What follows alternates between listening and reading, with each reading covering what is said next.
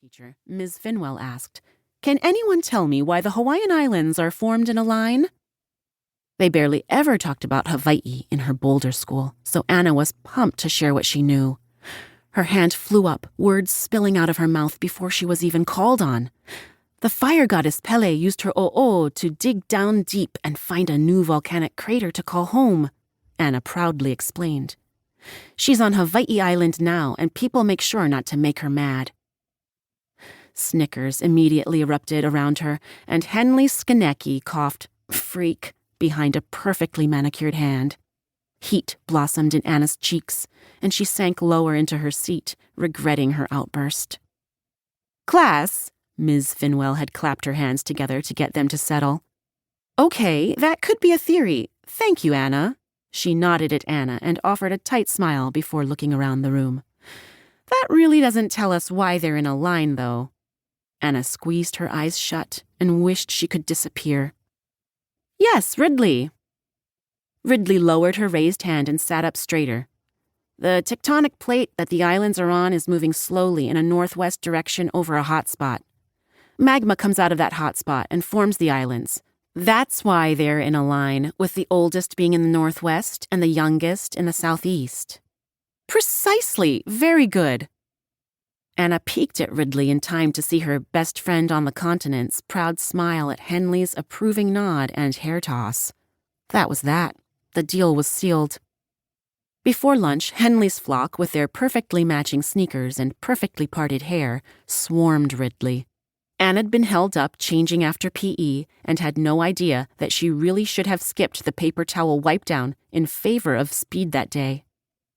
By the time Anna got to the cafeteria, Ridley was at Henley's table, the one closest to the doors where everyone would see them.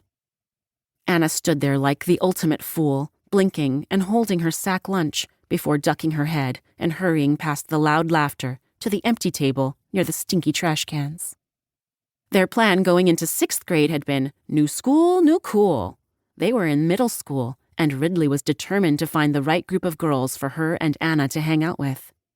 Now the year was over, and it seemed like Ridley had succeeded. Anna had not. Anna blinked hard, the sound of rain on the airport's metal roof bringing her back to the present, and she shivered, grateful to be in a hoodie and jeans. The painful memory of her mistake was slowly healing, but, like a newly formed scab, she couldn't stop herself from picking at. Why hadn't she just kept her big mouth shut?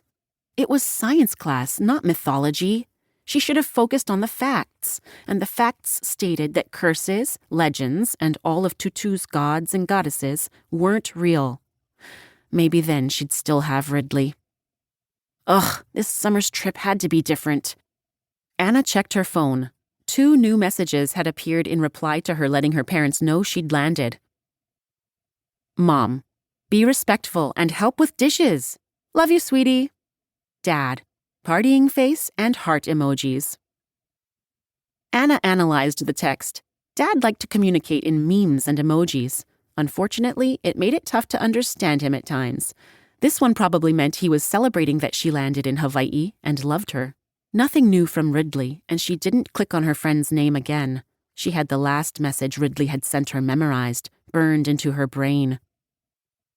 Anna, are you going to go to the board writer retreat this summer? Ridley, I'm going with H to Paris. That was it. No crying emoji at missing the camp they'd been going to together for the past 5 years, at the end of every summer. How was Ridley going to get in shape for the winter snowboarding season? And who was Anna going to tell all about this trip during their endless cross-training runs? And seriously, she didn't even act excited about a trip to Paris? No, OMG, can you even believe that they could both squee and gush over?